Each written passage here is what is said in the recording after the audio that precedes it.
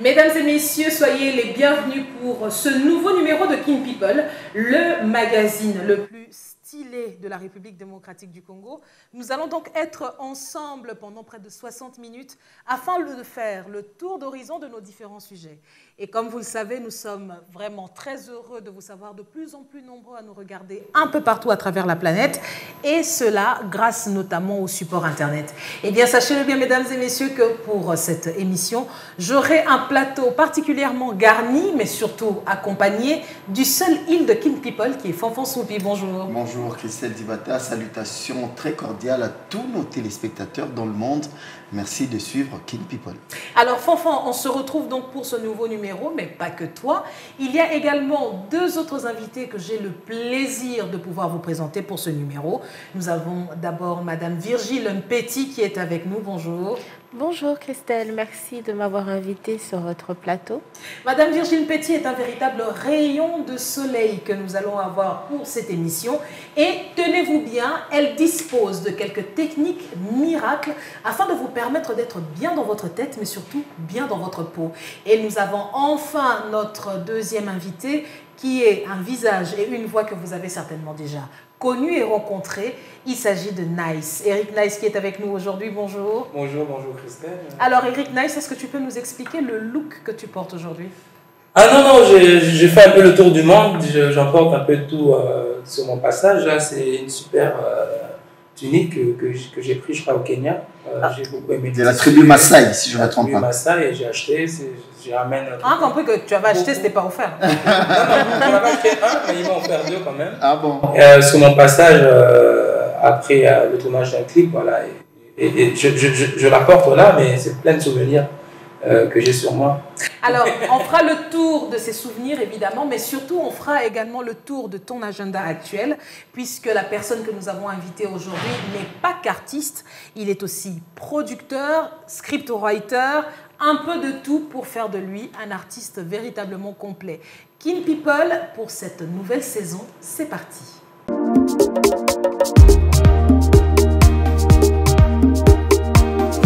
Alors, nous commençons tout de suite cette émission avec notre rubrique que vous connaissez, qui est la rubrique de l'entrepreneur du jour. Et pour aujourd'hui, nous vous avions parlé justement de Madame Virgile Mpeti qui est avec nous. Alors, on va un peu faire le tour d'horizon.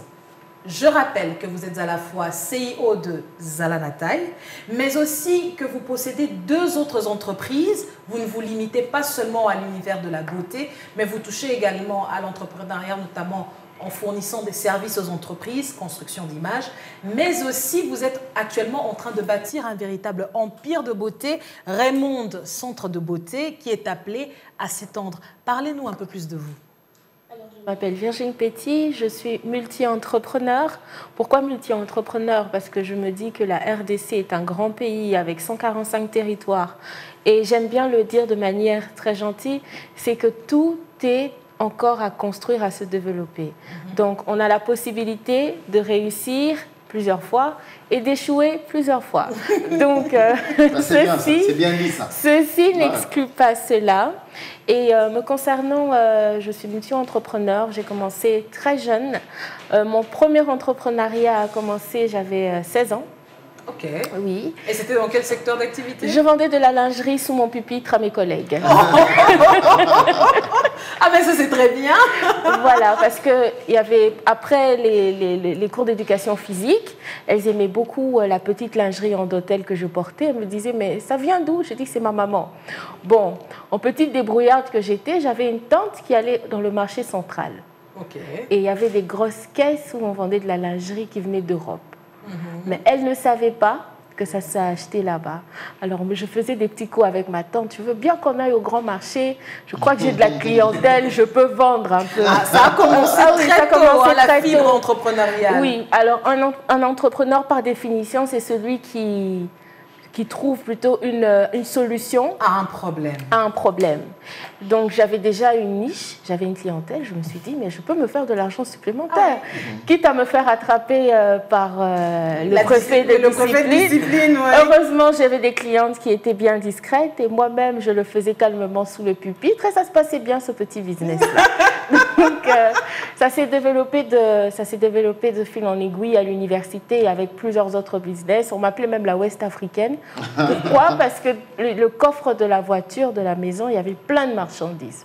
Il y avait plein de choses. Hein. Il y avait tout et n'importe quoi. Donc, du sac à main, vernis à ongles, rouge à lèvres, exactement, lingerie fine. Tout y passait. Tout ce qui était vendable y passait. Donc, après les cours, on ouvrait le coffre, un grand cahier avec la liste, la comptabilité, avec la liste des dettes. Après, il fallait repartir au recouvrement, mais c'était bien, c'était bien.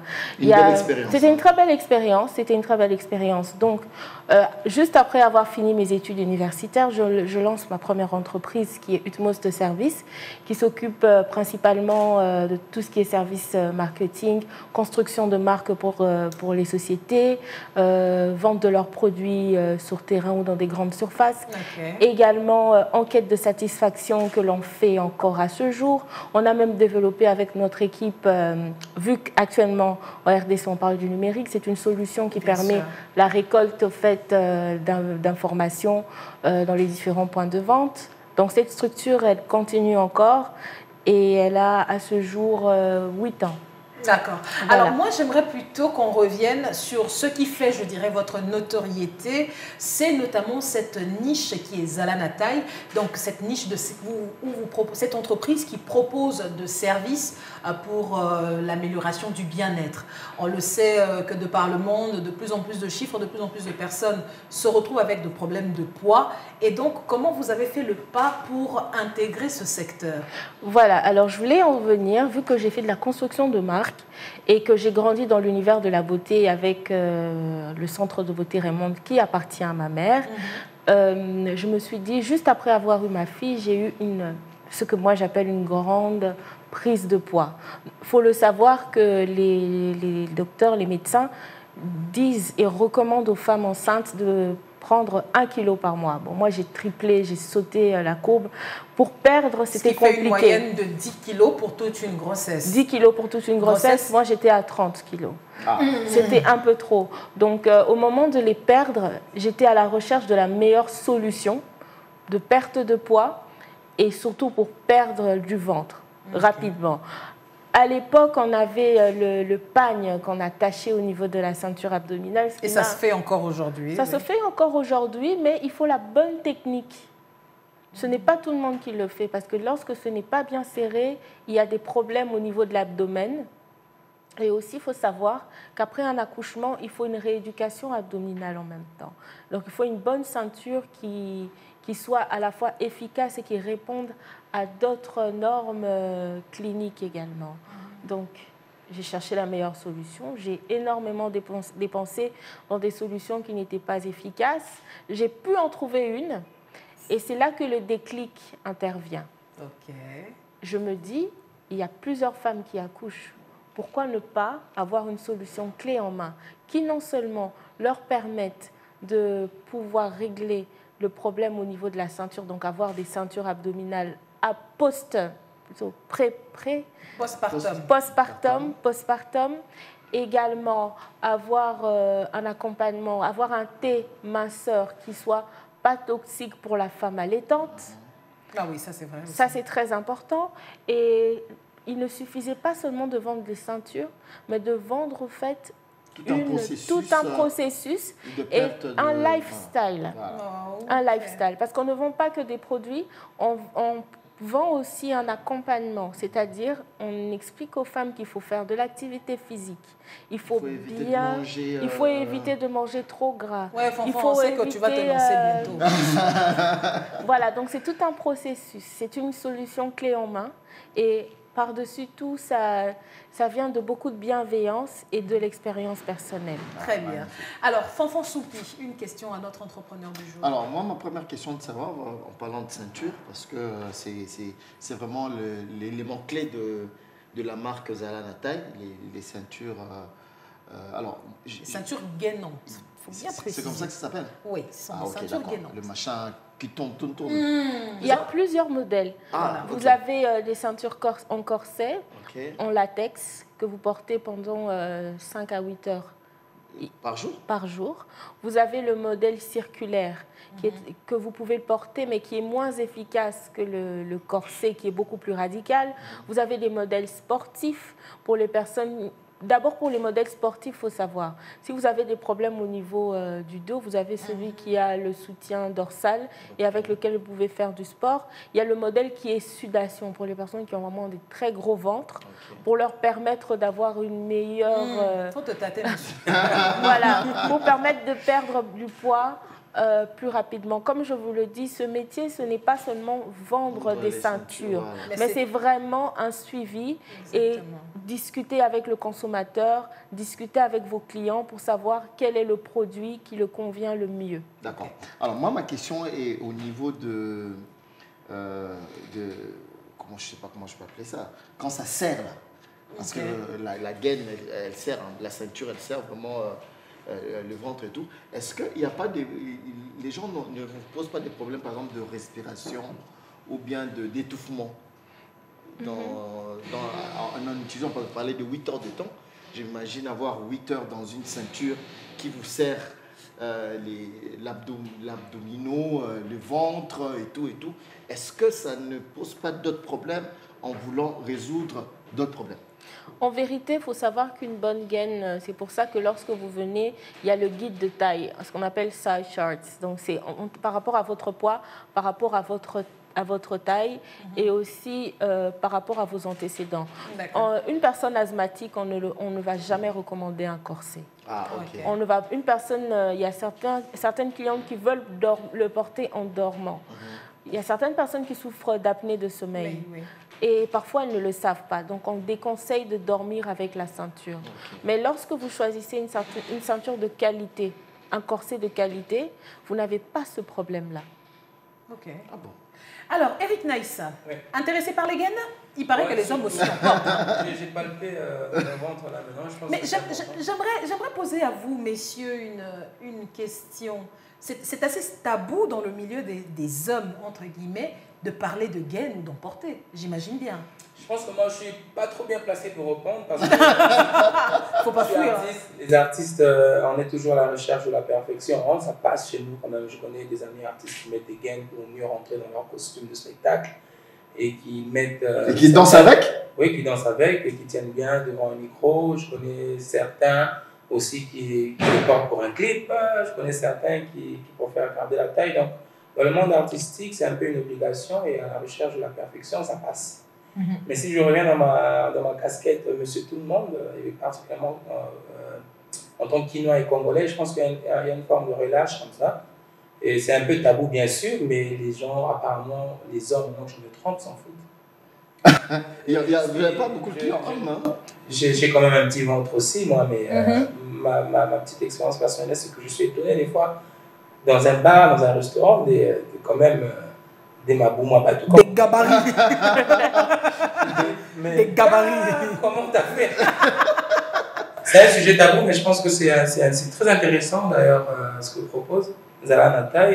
Et j'espère, j'ai l'impression que souvent il y a des clients qui sont demandeurs de ça. Et pousser beaucoup plus vers les hommes aussi. Je pense que le besoin est aussi là-bas. Voilà, c'est là où je reviens à notre entrepreneur du jour. Est-ce que vous avez une clientèle masculine? Nous avons des clients, une clientèle masculine, mais nous ne développons pas encore le modèle masculin pour porter tous les jours. La plupart des ceintures que les hommes portent, c'est celles sportives. D'accord. Mais il faut dire qu'à ce jour, les hommes, ils font très attention à eux maintenant. Un homme avec un gros ventre, il sera très soucieux, il se dira c'est pas élégant. Parce qu'en vérité, faut se le dire, les femmes avec un gros ventre, à moins qu'il y ait des antécédents cliniques ou un problème, quand il y a un effort à fournir, c'est toujours mieux, parce que c'est beaucoup plus gracieux. Mais pourquoi un homme il dira plutôt « mon ventre, il est gros, il est élégant ». Les hommes font attention à ce jour à leur ventre. Même ceux qui ont des gros ventres, j'en ai, qui font très attention. Surtout l'été minceur. Les hommes en achètent également comme les femmes. Ok. Oui. Donc, tu connais l'adresse? Je suis très intéressé. Je me fais des dessins dans ma tête. J'ai une question. Je ne sais pas comment je vais l'envelopper. Mais je vais leur poser les questions. Oui, bien sûr. Tu as la parole. Messieurs destinés aux hommes, est orienté vraiment totalement pour permettre aux hommes de respirer de partout. Il s'agit d'une ceinture Quand mixte. il dit de partout, là, quand tu dis partout, c'est quelle partie? Non, là on a parlé des asthmatiques, on a parlé Voilà. Non, tu as dit partout. Tu sais que la physiologie de l'homme est quand même différente. Oui, quand tu dis partout, comment là. on disait que ça sert? Ouais. Ce qu'il dit, c'est que les hommes sont un peu douillés. Ça étouffe, ouais. Attends, tu Ça vas pas... étouffe quoi? On Ouais, parle voilà, de l'abdomen. Ça étouffe quoi? Virgile a Voilà, compris. je ça. pose la question. Bah voilà, qu'est-ce qui se passe un peu plus bas? Ah, Voilà. je vois. Ah non, on n'a pas des gaines en cycliste pour les hommes. Ah ok. Voilà. Mais par contre, Ça me rassure. par contre, on a des ceintures sportives qui sont D'accord. mixtes. Ouais. On a des ceintures sportives qui sont mixtes, que les hommes aiment beaucoup pour Oui, faire la oui. marche, pour courir, pour faire un peu le sport et pour perdre plus vite le ventre. Mais les hommes aiment beaucoup le thé chez nous. Mais après, Voilà. bon, je vais prendre, excuse-moi. Et ça sera la dernière question Voilà. pour évoluer. Mais après, c'est quoi le feedback que vous avez de vos clientes? Parce qu'en en général, c'est plus les femmes qui sont vos clientes. Quel est le retour que vous avez? Est-ce que le retour, il est positif? Est-ce que vous avez des cas qui étaient compliqués au départ et qui ont rapporté des témoignages pour dire, bon voilà, j'ai mis la ceinture pendant 6 mois, j'ai perdu mon ventre, je n'ai plus de bourrelet ou bien des trucs comme ça. Est-ce que vous avez un retour assez positif de l'utilisation de vos produits? Oui, nous avons des retours positifs, mais il faut savoir qu'à côté, il y a aussi l'hygiène de vie qui est très important. Qui accompagne, qui accompagne le processus. Vous n'allez pas commencer à porter une gaine, vous mangez 3 burgers à midi. Une fois que vous enlevez la gaine, vous mangez 3 burgers, vous prenez 2 coca et après vous m'appelez, vous me dites que ça ne marche pas. Ça, c'est pas possible. En gros, la gaine n'est pas une solution miracle. Ce n'est pas une solution miracle, ce n'est pas un acte chirurgical, mais il faut accompagner d'une bonne alimentation et d'une bonne hygiène de vie. Voilà. Mais maintenant, nous avons aussi des suivis sportifs à domicile. Nous avons des coachs qui sont des coachs non seulement diététiciens, sportifs en même temps et qui sont suivis pas à pas. Nous avons eu des clientes qui ont souscrit pendant 1 mois. Elles ont perdu plus ou moins 8 kilos, oui, parce qu'elles ont amélioré, elles ont fait du sport, elles ont eu un coach en permanence, elles ont utilisé les produits. Parce que nous avons aussi des draineurs, des jus minceurs que vous prenez. Et il y a aussi des coupes fins, mais qui sont des produits certifiés, qui sont des produits sécurisés. Et ce sont des produits reconnus même à l'Union européenne. Donc à ce jour, nos produits à ingérer peuvent être vendus dans toutes les pharmacies, que ce soit en RDC et ailleurs. Très bien. Alors, Fonfon, ça sera la dernière intervention parce qu'on doit vraiment évoluer. Ouais, toute dernière. Alors, Madame Virginie, je voulais savoir... tous ces processus, ça veut dire pour perdre, je ne sais pas moi, 30, 40 kilos, le processus prend combien de temps et vous pouvez nous dire combien ça peut coûter? Exact. Parfait. Tout au plus. Voilà. Déjà, quand vous me dites ça prend combien de temps, ça dépend du métabolisme d'une personne. Chaque personne est différente. Ça dépend de ses antécédents cliniques également et aussi de ses antécédents familiaux. Il y a des personnes qui sont naturellement fortes, mais c'est encore une autre façon d'adapter. La meilleure des choses, c'est la patience. Et la patience, ça prend le temps qu'il faut. Voilà, la patience, la persévérance et surtout le sérieux. C'est important. Ouais, parce que mon coach, vous suivez le tout, vous portez les ceintures et après, avant de dormir, vous mangez un paquet d'Oreo. Bon, on voit que ça ne va pas. Une chose est vraie, c'est que le corps humain ne ment pas. Voilà. Le corps humain ne ment pas. Donc, si vous suivez, effectivement, vous allez perdre. Ça, c'est vrai. Voilà. Et je pense que ça s'applique à moi. Bon, je dis rien. Merci encore à Virginie. Je vous en prie, merci On va vous beaucoup. garder le temps de continuer le déroulé de cette émission. Mais avant cela, nous avons une petite page de publicité et nous nous retrouvons juste après.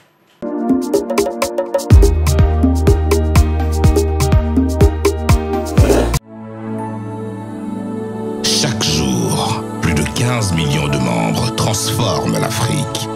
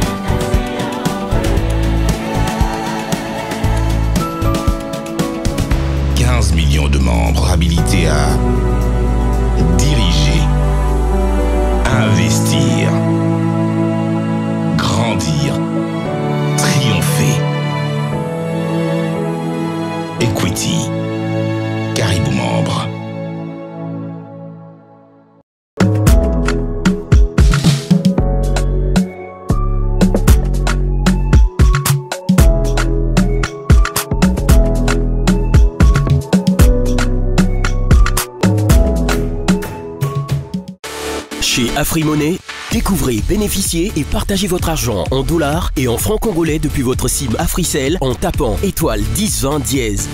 Effectuez vos transferts d'argent, achetez du crédit et des forfaits spéciaux d'Africell de la manière la plus simple et en toute sécurité avec AfriMoney. Transférez de la banque à votre compte AfriMoney et vice-versa. Ce n'est pas tout, payez vos factures et effectuez vos achats. AfriMoney facilite votre quotidien depuis votre mobile Africell. Procurez-vous une SIM et créez un compte AfriMoney gratuitement en composant étoile 1020 dièse et recevez jusqu'à 1000 francs congolais. Enfin, bénéficiez du meilleur taux d'échange. Pour plus d'infos, appelez le 1020 ou présentez-vous dans le shop Africell le plus proche. AfriMoney, découvrez, bénéficiez et partagez.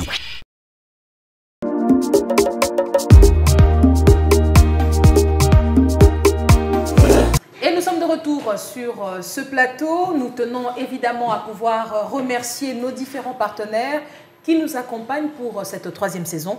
Nous pensons particulièrement au tout dernier qui a rejoint notre liste de sponsors. Il s'agit de Equity BCDC. Nous pensons évidemment à Africell qui est notre partenaire originel.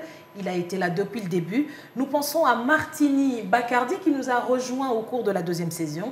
Mboté qui était avec nous depuis le début. Et enfin, Facility Consulting qui également a rejoint le banc de ceux qui rendent cette émission possible. Et c'est la raison pour laquelle nous leur disons simplement merci d'être des nôtres. Mesdames et messieurs, nous évoluons au cours de cette émission. Cette fois-ci, nous allons parler de notre dossier du jour. Il s'agit d'un sujet qui peut être brûlant par moment, celle de la gestion de la belle famille. Alors, j'ai ici 3 célibataires endurcis ou pas? Célibataire. Toi, célibataire? Oui, célibataire. T'as pas la tête, hein, tu sais. Ah bon? Ah bon? Et ah non, enfin, comment ça? Je suis célibataire. Il faut te dire. Marié? Marié. Depuis combien de temps? 8 ans. Amoureuse de l'amour. Ça ne veut rien dire. Célibataire. Soit. Nous n'allons pas rentrer dans des considérations personnelles, mais ici, il est question de voir un peu l'ingérence de la belle famille dans la vie de couple. Évidemment, lorsqu'on est ici en Afrique, on sait très bien que la belle famille entre en jeu à partir du moment où les deux tourtereaux se disent oui, on n'épouse pas seulement son partenaire, mais on épouse également sa famille. Quel est le regard aujourd'hui que l'on porte sur la famille de son époux ou de son épouse? Alors, j'aimerais ici m'intéresser à la personne qui a déjà 8 ans d'expérience, artiste, évidemment. On sait ce que la vie d'artiste implique aussi. Alors, j'aimerais, Eric Nice, que vous puissiez nous revenir un peu sur la manière dont vous gérez votre belle famille. Attention, la belle famille va suivre cette émission. Je vais avoir des problèmes sur cette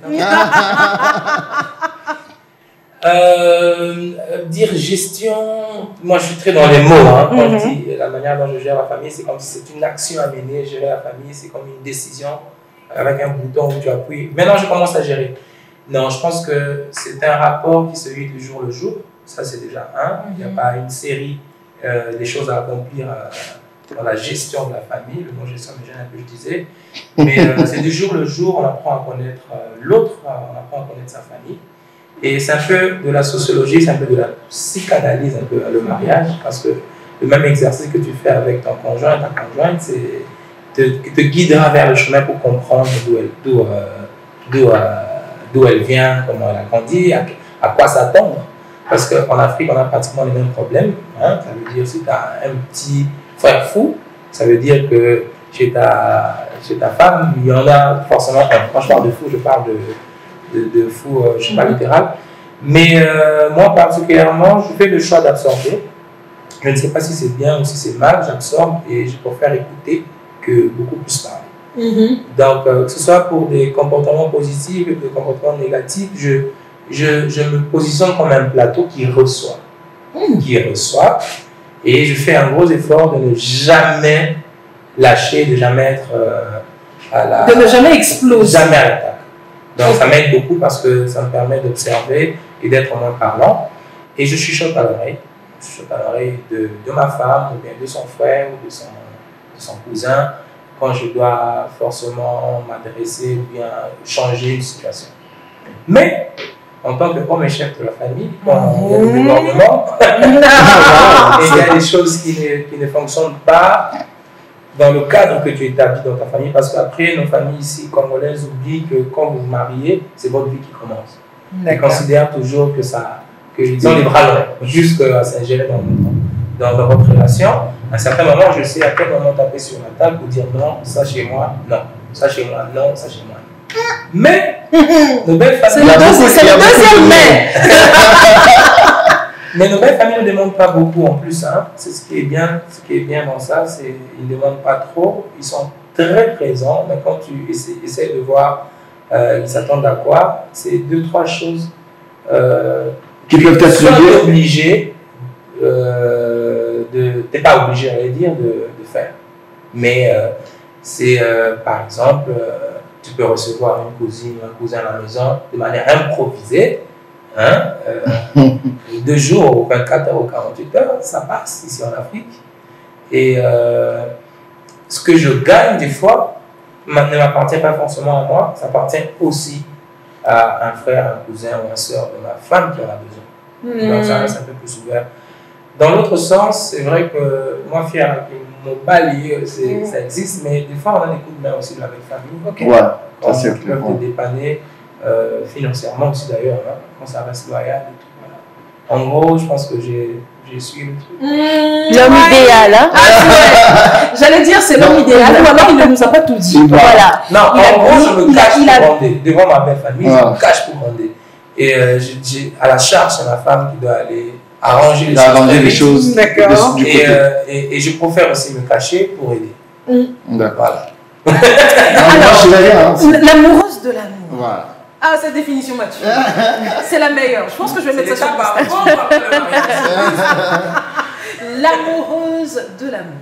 Oui. L'amour, ça il y a deux, n'est-ce pas? Exactement. Alors, dans la partie, dans l'autre partie avec laquelle on est amoureuse, est-ce que vous avez déjà eu à rencontrer la belle famille? Si oui, quel type d'interaction avez-vous eu avec elle? D'expérience, c'est important de le dire. D'expérience, j'aime bien dire que le mariage, pour nous les femmes, les jeunes femmes africaines, c'est la plus grande école de diplomatie. C'est la plus grande école de diplomatie. C'est très important. Un bon diplomate observe, tempère et prend des décisions. Un bon diplomate ne va pas dans les sentiments. Je donne un exemple. Vous avez une belle-sœur qui arrive, qui fait une action négative. Tout le monde est d'accord que c'est négatif. Par émotion, vous pouvez réagir. Mais le diplomate prend du retrait, essaie de voir comment gérer la situation pour qu'il n'y ait pas de scandale. Oh, réplique à ma livrée. Oui, pour qu'il n'y ait pas de scandale. Pour moi, tout simplement, je dirais, oui, la belle famille pour les femmes africaines, c'est une grande école de diplomatie. Et pour les femmes africaines de notre génération, j'aime bien, je ne sais plus c'est quel slogan qu'il est dit, c'est Only for the brave, c'est juste pour les braves. Si vous pleurez vite, si vous êtes sensible, n'y allez pas. Même les célibataires vont au paradis. On n'est pas obligé de se marier. N'y allez pas, c'est important. Oui, quelqu'un qui est à cette table, hein.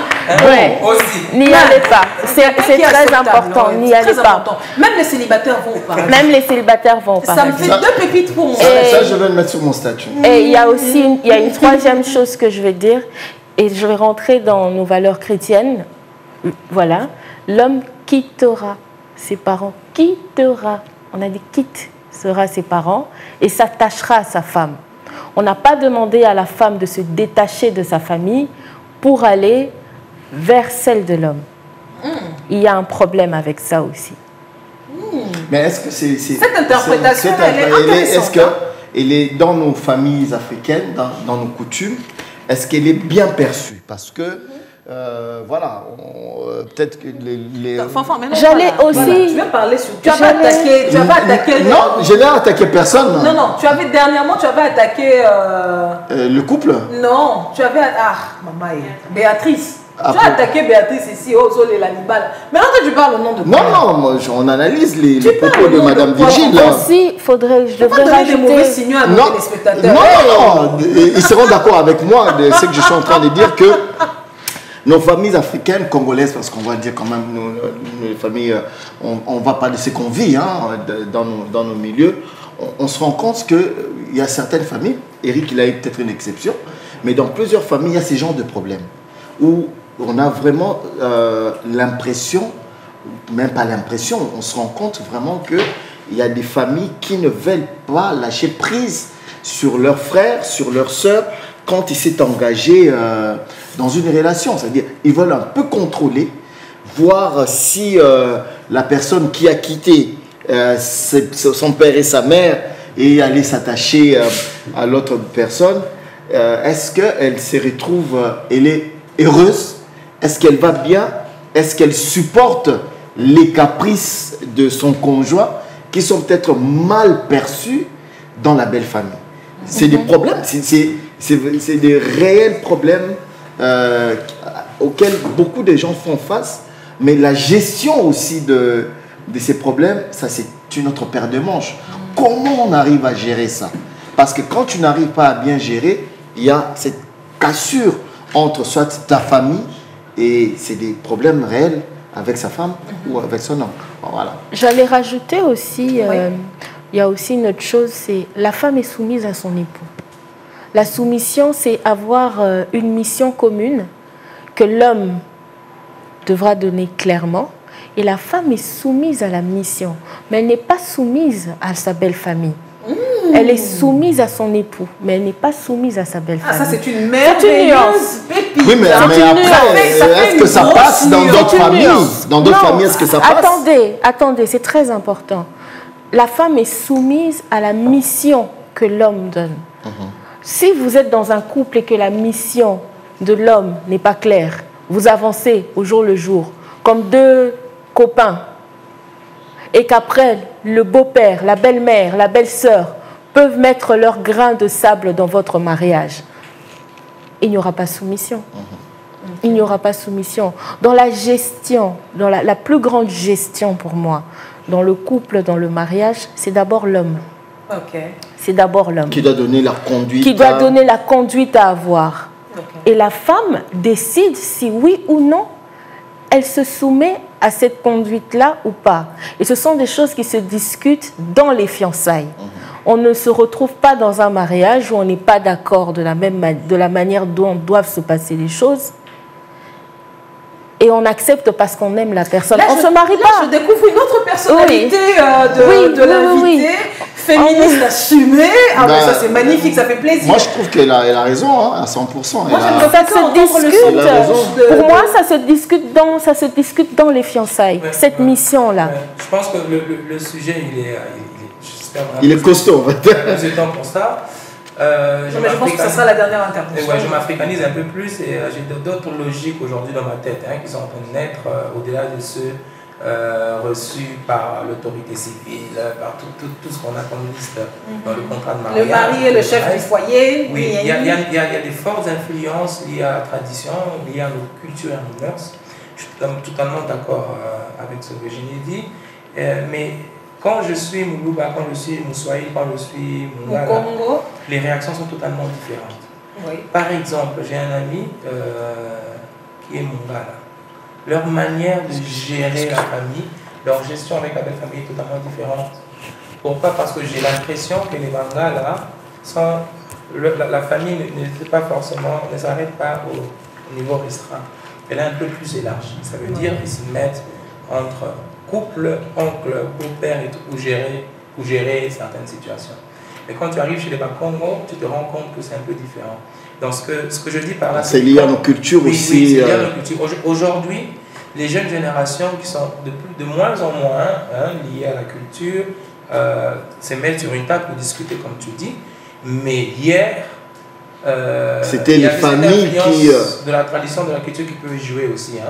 Mais pas hier, même aujourd'hui, par exemple. Chez les Balouba, par exemple. Les Balouba, c'est non discutable. Ouais, je crois que chez les Bakongo, chez les Balouba. Non, chez les Bakongo. L'oncle a comme un petit droit comme ça non, pas chez les Balouba. D'ingérence dans la relation. Aujourd'hui, quand il y a un problème, les couples vont chez les pasteurs. Aujourd'hui, le pasteur gère le truc. Mais hier, peut-être aujourd'hui aussi, c'était la personne qui doit gérer le truc, c'est soit la maman, soit l'oncle ou le plus âgé de la famille qui vient quand même dans votre projet de mariage, essayer de s'ingérer. Je pense qu'il y a une petite nuance aussi qui est l'influence que jouent les mœurs et la tradition dans ça est très importante. Et en face de moi, en face de soi, quand on a une femme au Congo, on sait comment rebondir. On dit voilà, il faut un Noko. C'est Noko qui doit venir gérer la chose. Quand on a une femme Ngala, c'est le grand frère qui vient taper sur la table. Je pense que ce sujet aussi devrait avoir normalement un premier sujet qui est aussi le mariage intertribal. Ouais. Ça aussi, c'est parmi les éléments. Voilà, ça définit beaucoup de choses. C'est vrai que les choses semblent être beaucoup plus faciles quand on appartient à la même tribu. C'est-à-dire que l'on connaît à peu près les us et coutumes des uns et des autres. Quand on doit faire mais quand on doit faire face à un mélange, à deux cultures qui peuvent parfois être diamétralement opposées. C'est pas facile. Comme on le dit par exemple, disons quelqu'un du centre qui épouse quelqu'un du Grand Nord, ou alors quelqu'un de l'Est qui épouse quelqu'un de l'Ouest. Alors vraiment cette confrontation-là, je pense qu'on va parler avec la productrice pour également avoir un numéro spécial consacré un peu à ce genre de mariage interethnique pour savoir un peu ce qu'il en est, à quoi cela réfléchit. Ça t'intéresse? Tu reviens? Oui, bien sûr. Voilà. Mais excusez-moi, j'aimerais quand même rajouter quelque chose. On dit le mariage, c'est une affaire de deux personnes. Oui. Là, je vais le dire en lingala. Obengi Noko, Obengi Mamaleki. On va prendre, ça devient du colportage à gauche, à droite, ça crée des problèmes. Et si on veut réfléchir encore, au Bengi Kindoki. Ah oui, au Bengi Kindoki. Tu sais, des fois, moi, oui. J'ai appris un peu la sagesse africaine et congolaise un peu. Parce que dans l'autre sens, quand ça ne va vraiment pas, ça ne va pas, il n'y a aucune autre solution pour trouver une issue. Bah, c'est le Noko. Et c'est voilà qui va revenir. C'est le Noko qui arrive avec son petit mais qui arrive à remettre quelque chose en place. Il faut faire des concessions en fait. C'est une concession, je pense. Hein. D'un côté, ne pas trop lâcher, tomber sur l'ingérence, mais de l'autre, il y a une petite sagesse qui reste quand même entre les mains de ceux-là qui entourent le couple. Même si c'est une affaire de deux personnes. Par expérience, hein, je le dis par expérience, parce que je connais un ami à moi qui est sorry. Hein. Si j'ai le temps de raconter l'anecdote, je vais bien résumer. Il a trompé sa femme, et sa femme l'a aspergé d'essence. Tout le corps, elle a mis un briquet. Le gars, il a sauté de sa fenêtre. Non, attends, elle a fait quoi là? Il a chassé sa femme. Elle a immolé, elle voulait l'immoler. Je pense qu'elle n'allait pas le faire, je ne sais pas. Ah, papa, c'est déjà ça, elle n'allait pas le faire. Il s'est remis ensemble avec la femme avec qui il a trompé. Quoi? Bah oui. C'est un homme fort et tout. Sorry, je ne vais pas citer ton nom. Et il y a l'oncle. On va chercher. Ah, ça va, je vais creuser. Il y a l'oncle qui fait la recherche. Il dit, il habite là. Écoute, il toque, tac, tac, ça va? Allez, fais tes bagages. Il dit à l'homme, maman, toi, tu fais des bagages. Allez, sors d'ici, toi. Démarre la voiture, l'oncle. 2-3 temps. L'oncle de qui? L'oncle du monsieur. Il le ramène chez lui. Le monsieur n'est plus chez lui. Voilà. Il dit, allez, 2 fois. Il le ramène chez lui à la maison. C'est bon, chez moi, allez, tic, tic, tic. En 5 minutes, l'affaire était réglée. Voilà.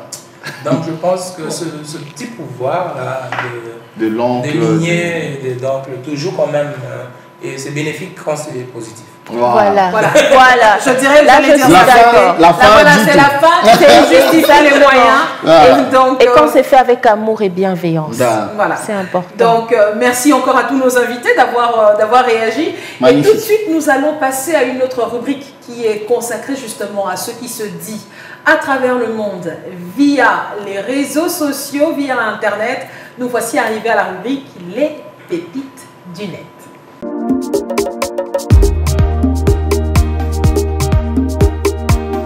Alors, les pépites du net, comme on le sait, comme la plupart de nos téléspectateurs le savent déjà, c'est un peu notre rubrique qui est consacrée à tout ce qui a été tant fort sur les réseaux sociaux. Ça part du buzz, que ce soit un bon ou un mauvais, que cela part d'un commentaire, d'une réaction, d'un sujet dans l'actualité. Eh bien, nous tenons toujours à en faire un petit résumé pour en discuter. Alors, Fanfan Soupi, qu'est-ce que nous avons sur les pépites du net? Alors, comme vous le savez, je l'ai toujours dit, quand j'ai cette rubrique, en RDC, il y a toujours des nouveaux dossiers. On On dort, on se réveille, il y a toujours quelque chose qui se passe quelque part. Alors, on va d'abord commencer par le retour de l'artiste Ferregola, qui est rentré à Kinshasa. Vous le savez. Retour triomphal, hein. Il a été particulièrement salué par l'ensemble de ses mélomanes. De ses fans qu'on appelle les Gaulois, vous le savez. On est dans une période très troublée actuellement avec les martyrs. Il y a beaucoup de choses qui se racontent et c'est vraiment chaud dans les milieux musicaux congolais. Moi, j'aime bien parce qu'il y a quand même cette... on revient un peu à l'époque des Wenge. Hein. Polémique, par-ci, par-là. Ça nourrit certaines.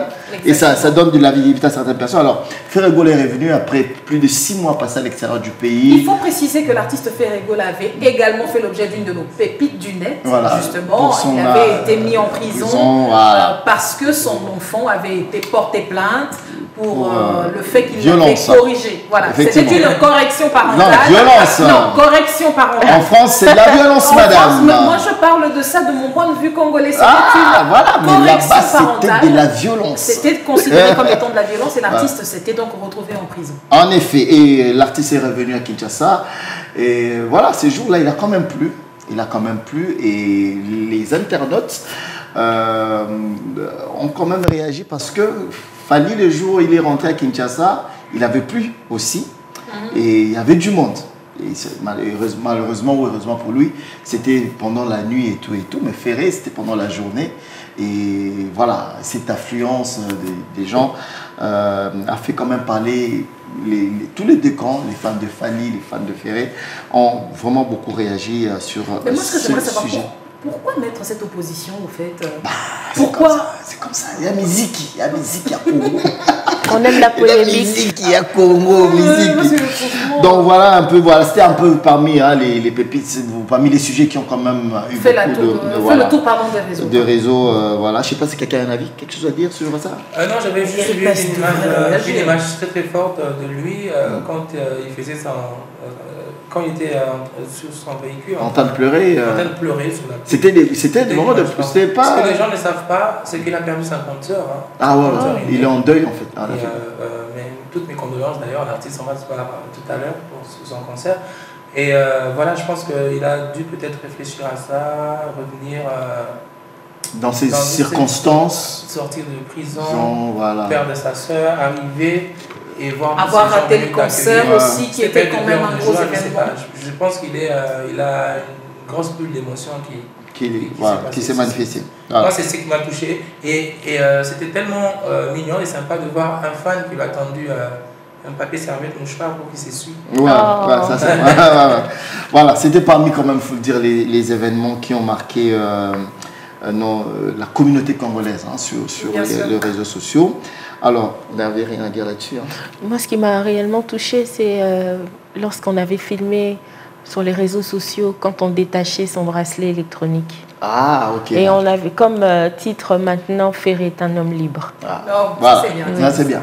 Alors, deuxième image qui a fait aussi parler. Le pasteur Pétage, tout le monde connaît. Tout le monde connaît. Alors, notre star préférée. Voilà. Il est aussi votre star préférée. Alors, qu'est-ce qui se passe? Denis Lessi se retrouve en Europe. Pasteur Denis Lessi, que tout le monde connaît. Et voilà, il devait aller prêcher dans une église quelques jours avant, empêché par les combattants qui l'ont carrément fait passer devant un tribunal en lui posant des questions. Il a dû s'expliquer, nanana. Et le clou du spectacle dans tout ça, c'est que le pasteur, 2 jours après, s'est retrouvé, tenez-vous bien sur vos chaises, dames et messieurs, dans une boîte de nuit avec des stripteaseuses. Ah bon? Voilà, ça a circulé sur les nets, ça a sérieusement fait jaser. Voilà, je comprends que tu sois choqué, c'est normal. Et cette attitude, c'est que je dis, dames et messieurs, sincèrement, sur les réseaux sociaux, les gens en parlaient. On dirait que les stripteaseuses ont aussi besoin du salut. Alors, certains posent des questions. Est-ce que vraiment il y a encore des gens qui peuvent croire en ces messieurs pour dire que c'est encore un pasteur à qui on peut faire confiance? Oui, il a été à la base de beaucoup de buzz et tout, mais il y en a qui estiment que là, c'est vraiment la goutte qui fait déborder la vase. C'est vraiment une boîte de striptease. Quand je dis ça, on se fait l'idée, donc... Non, moi je connais pas. Tu veux voir la vidéo? Bon, malheureusement, on peut pas la mettre on peut pas la diffuser là, mais c'est quand même choquant. pour beaucoup de personnes et dans la communauté de dire, bon voilà, un pasteur qui est censé ramener les gens vers la croix, sauver des âmes, s'est retrouvé dans ces genres d'endroits. Ils ont une âme aussi. Bon, si c'était ça, mais en fait, on ne va pas là où elles font leur boulot. On peut les retrouver dans d'autres circonstances. Là, c'est toi qui le dis. Voilà, c'est mon avis à moi. C'est mon avis. Je veux avoir l'avis de Virgile.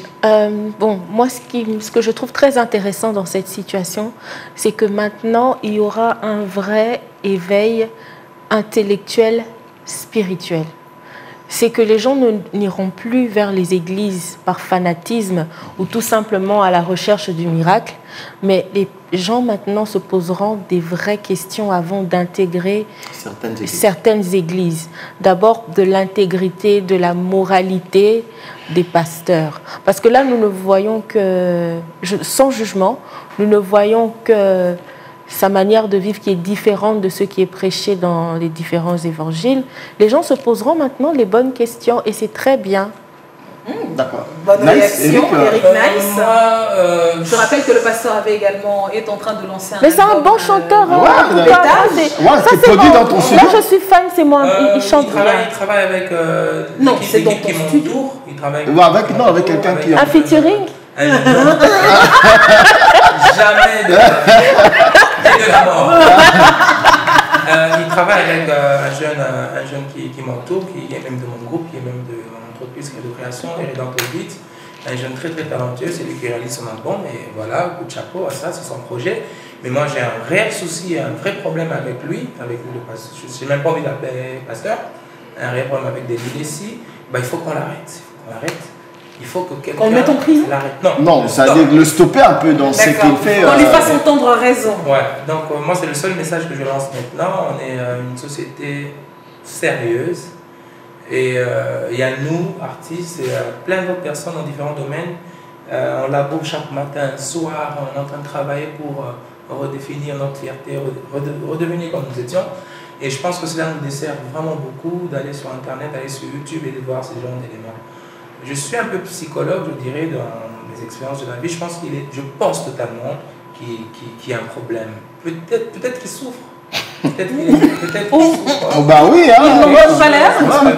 ça va de mal en pire. Moi, j'ai l'impression que son rapport avec son corps, il y a beaucoup de... Je suis rêveur, je suis un mort créatif aussi, mais à un certain moment, ça déprave un peu nos mœurs. Sincèrement, pour moi, c'est ça. Je ne suis pas d'accord. Je ne suis pas d'accord avec tout ce qu'il fait. Il a du temps de parole. Il a du temps d'antenne, il a du temps de médias. Et qu'est-ce que nos autorités font pour que ce monsieur-là soit... rappelé à l'ordre. Non, mais c'est une caisse de résonance aujourd'hui. Donc, il vient d'où? Il vient de la RDC. Moi, je suis indigné, je suis désolé, je le dis sur ce plateau. Je suis totalement indigné. Je ne m'insurge pas en combattant contre lui. Mais si j'ai l'occasion aujourd'hui de le dire, je dis forcément, les gars, arrêtez de suivre ce gars, Héritier, tu vas continuer de travailler avec lui. C'est ton métier, mais tout ce qu'il fait pour moi détonne un peu, c'est d'une flagrance énorme. Voilà. Donc, regret d'un artiste. Malheureusement. Et donc voilà, j'ai tout dit. Voilà, en fait, c'est vraiment ça les propos de plusieurs personnes sur ces images. On devrait bloquer ces comptes en principe, bloquer ces publications et tout. Il est dans une boîte de nuit, c'est vraiment une boîte de nuit avec des femmes à peine habillées, vraiment en train de s'étrémousser. Et le mot pétage est devenu un mot aujourd'hui. Sur Internet, quand on tape pétage à cause de lui, ça définit beaucoup de choses qui ne sont pas forcément positives. Je trouve ça dommage. Voilà, et donc on va terminer avec notamment la vidéo qui a circulé sur les réseaux sociaux avec le pilote de l'avion de chasse. Ah oui, M. Takoy. Exactement, voilà. Mais après, moi je pose quand même la question, est-ce que c'est vraiment lui ou bien... Parce que la vidéo, on l'a vue, mais rien n'est dit. Alors, il y a eu effectivement la RDC qui a eu à ramener des avions de chasse pour justement renforcer sa ligne de front au niveau de l'Est du pays afin d'en finir avec la rébellion du M23. Mais évidemment, la communauté sur les réseaux sociaux a été partagée par le fait que l'on ait publié justement les images de ce pilote que l'on voyait véritablement en train d'exécuter sa mission. Je dirais que la communauté a été divisée. Certains ont encouragé le pilote en question et bien sûr repris leur engagement, leur fierté envers les FARDC que nous soutenons tous d'ailleurs sur ce plateau, mais d'autres n'ont pas trouvé prudent le fait d'exposer ce monsieur, de le faire connaître en quelque sorte. Au vu de sa mission, il faut le dire qu'il est quand même sensible. Exactement. Voilà, Alors, moi j'aimerais bien avoir votre avis au sujet de cet incident. Je pense que le camp de ceux qui trouvent que c'est sensible ont totalement raison. Moi j'ai fait sciences politiques, sciences sociales, politiques et administratives. J'ai fait relations internationales à l'université de Kinshasa. J'ai même fait politique internationale et stratégie politique. T'as combien de diplômes déjà? Ça fait 2 ans. Ça fait beaucoup, hein. Ça fait 3 diplômes. 3 diplômes. Ouais. Voilà. Et mon avis c'est celui-ci, quand on adhère dans certains postes institutionnels, c'est anonyme. Déjà quand on est militaire, quand on est policier, on perd un peu l'identité, on s'octroie un numéro pour que ce soit anonyme. Hein. Ouais. Je ne dis que ce n'est pas le cas. Admettons aujourd'hui que le fameux pilote qui a très bien fait son travail est allé par accident frapper au mauvais endroit où il y avait des enfants ou des jeunes, je ne sais pas quoi. Ça veut dire qu'on a mis un visage, on a responsabilisé une personne sur une mission qui est concernée, une nation ou bien une mission. Une mission secrète en fait. C'est cet angle-là. L'autre angle, c'est qu'il y a des services secrets qui existent, qui travaillent et je pense aussi que nous belligérants et que les voisins sont assez avancés dans ce domaine-là pour facilement connaître l'image de la personne qui a fait cette mission. C'est comme si on leur avait facilité la tâche. Oui, c'est quand même un délicat, il s'est exposé et cette victoire devrait être une victoire du pays. Et c'est après qu'on donne des médailles, hein, je crois. Et dans la position actuelle, je pense qu'on devrait jouer profil bas et ne pas à chaque fois faire tambour et trompette et continuer juste à avoir des résultats et non mettre des images et tout. Ça c'est mon avis et tout. Virginie? Je suis d'avis également parce que nous traversons des moments assez turbulents et très sensibles dans notre pays que nous aimons énormément. Et je pense, sans donner trop de conseils, que nous devons plus travailler profil bas avec plus de confidentialité. Je vais essayer de repartir dans le temps. À une année, je pense, le jour de il y a eu une parade en Russie à l'époque, quand il y avait déjà des troubles avec l'OTAN et la Russie. C'est le seul moment où Poutine a eu à faire une grande parade militaire, où il a eu à exposer tout ce qu'il avait, disons, tout ce qu'il voulait que l'on voie. Voilà. Attention, notamment le fameux Satan 2. Voilà, tout ce qu'il voulait que l'on voie pour dissuader l'ennemi. Ouais. Est-ce que c'était vraiment important de montrer ce que nous sommes en train d'avoir? Est-ce le vrai moment? Sûrement s'ils l'ont montré, si on va dans cette logique-là, c'est qu'il y a plus grand derrière, nous espérons. Mais le mieux, c'est de faire profil bas et de continuer à protéger notre nation que nous aimons tous. Voilà. Merci à vous tous pour vos réactions autour de ces pépites du net.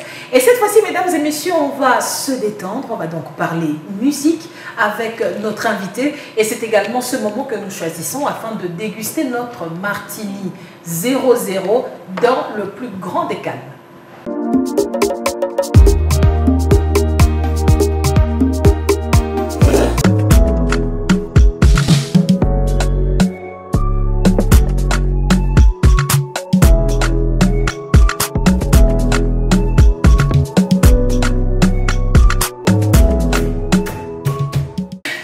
Arrivé à notre dernière rubrique de cette émission, il s'agit donc de l'invité du jour, si je dois m'exprimer ainsi, la star du jour. On va donc recourir à Fanfan Soupi afin de nous dresser justement le portrait musical de notre invité du jour. Alors, il s'appelle Eric Nice. C'est pas Katoto Chibo là. Diba. Diba. Et Diba qui voudrait dire l'heure en fait. Ouais, l'heure, mais chez moi ça veut dire celui qui montre le chemin, le soleil qui montre le chemin. Voilà, le soleil qui montre les chemins. Ah, Diba. Ah, mais il n'est pas très loin de Diba. Alors, auteur, compositeur, chanteur, créateur de contenu.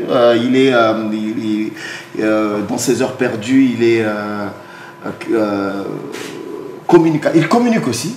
Nous avons un multi-entrepreneur et un multi-artiste. Artiste, voilà. Ah, mais ça, c'est bien. Il est peintre, il crée des contenus digitaux pour les médias. Mais aujourd'hui, on le reçoit en tant que chanteur qui vient de sortir, qui sort son tout premier album le 23 décembre de cette année. L'album va s'intituler Exode, d'hier à aujourd'hui.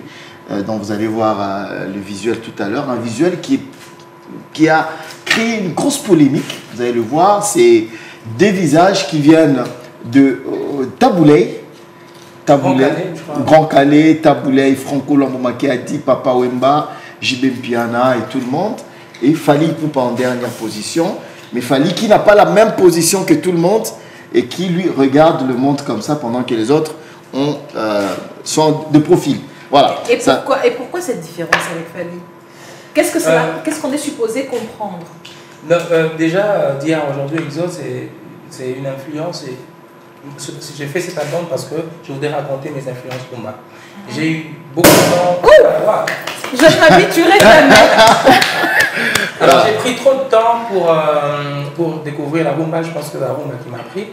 Et voilà, et j'ai surfé dans cette rumba. Voilà, et ça, c'est juste je suis en train d'exprimer ma connaissance, hein, mes influences. Je disais, donc, depuis Grand Calais jusqu'à pas forcément Fally, hein, parce que l'affiche est dynamique, elle va continuer.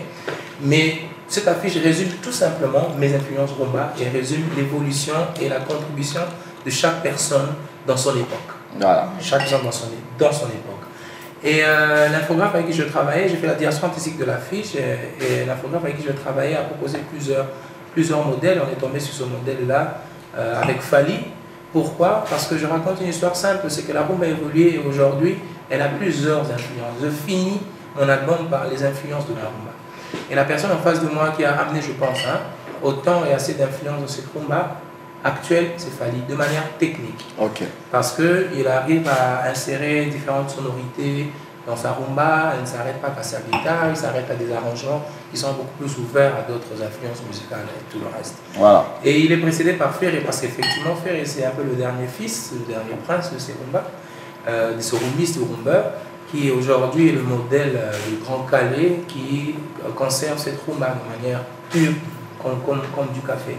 C'est juste un choix technique qui exprime effectivement qu'actuellement, c'est Fally qui regarde en face, parce que c'est lui qui est aujourd'hui celui qui marque le point de ses influences actuelles.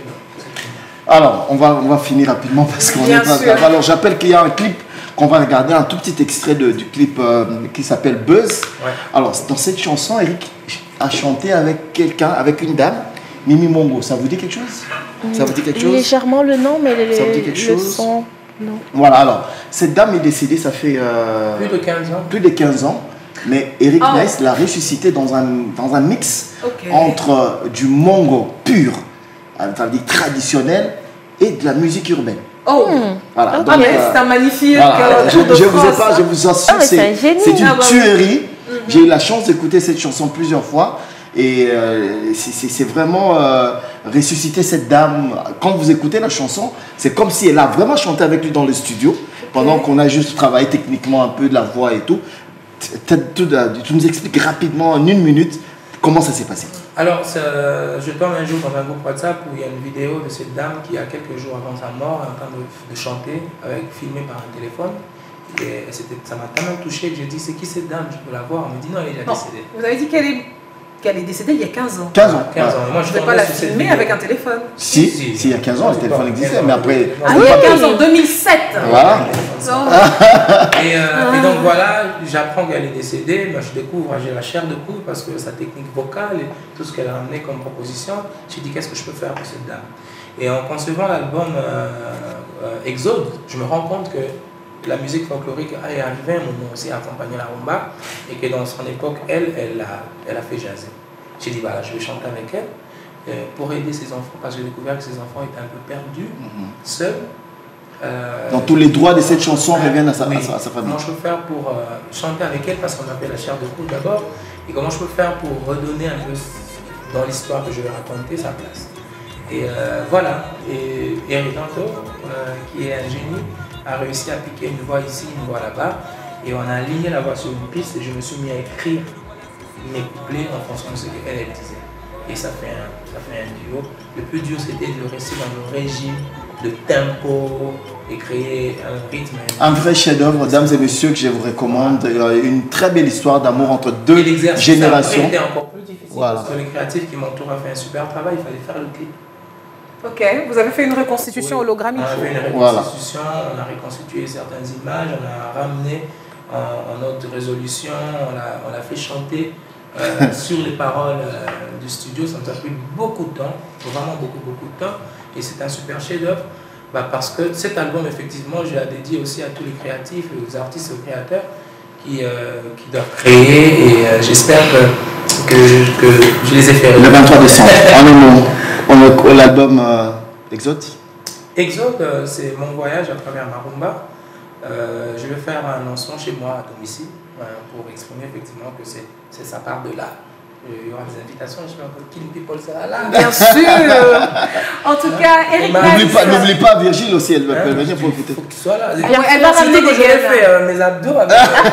Elle va ramener des gaines, Virgile. Voilà, attendez ce super album. J'ai donné tout mon cœur, j'ai saigné de mon sang. Et j'ai travaillé. Et de ta poche aussi. Oui, beaucoup. J'ai travaillé de manière intense pour cet album, pour marquer ma présence et marquer mon temps. Et tout rafler, et j'espère que je vais tout rafler. Voilà, je me donne rendez-vous, comme on dit, rendez-vous n'a pas fait. Okay. Voilà. Alors, on espère que ça va cartonner, on te le souhaite, en tout cas parce que tu le mérites bien. Et des collaborations rapidement, des collaborations JB Piana. Non, JB m'a fait un faux pas. Il n'a pas vu. Mon vieux, pourquoi? Alors, Billy Abel, Mimi Mongo, Ibrator, Alain Makaba. Ah oui, la guitare internationale. Très bien. On pose la question à Alain Makaba pour la guitare. Oui. Oh, magnifique. Le groupe de Wendo. Voilà. Tout puissant K-Jazz. Tout puissant K-Jazz. Ah oui. Tatiana Cruz. Ok. Génial. Marabout. Wamboy de la Kenya.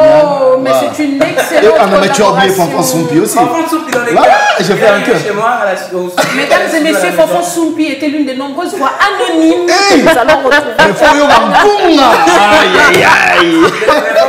Je ne chanterai pas cette partie.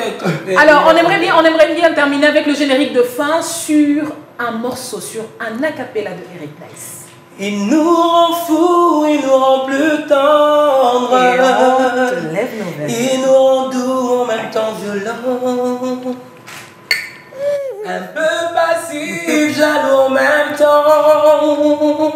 Plus de méfiance, mais plus de confiance.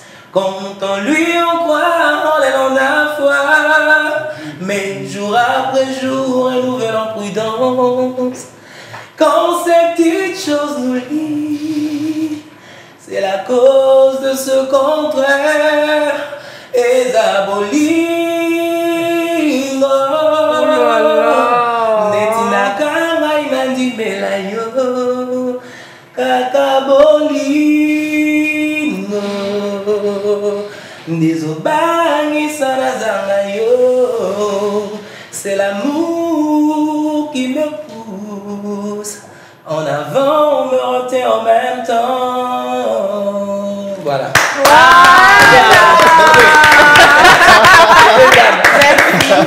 Merci infiniment. Et la superbe dame à la réalisation, à la production. Exactement, Lorraine Capuise. Qui fait du super travail. Et s'il te plaît, je te vois de phrase, je ne quitterai pas ce plateau sans dire. Voilà, c'est la manière d'applaudir.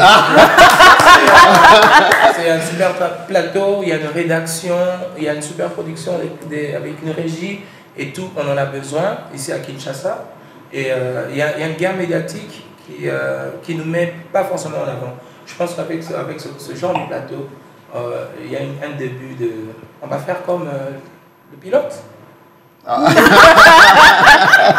va monter le visage de Lorraine.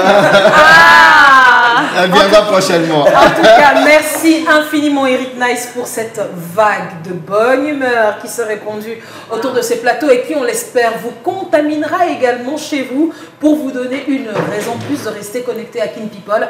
On se retrouve pour un prochain numéro avec de nouveaux invités, de nouvelles vibes et pourquoi pas de nouvelles pépites du net et le tout bien entendu dans la bonne humeur. Merci et à la prochaine. Bye bye. Bye bye.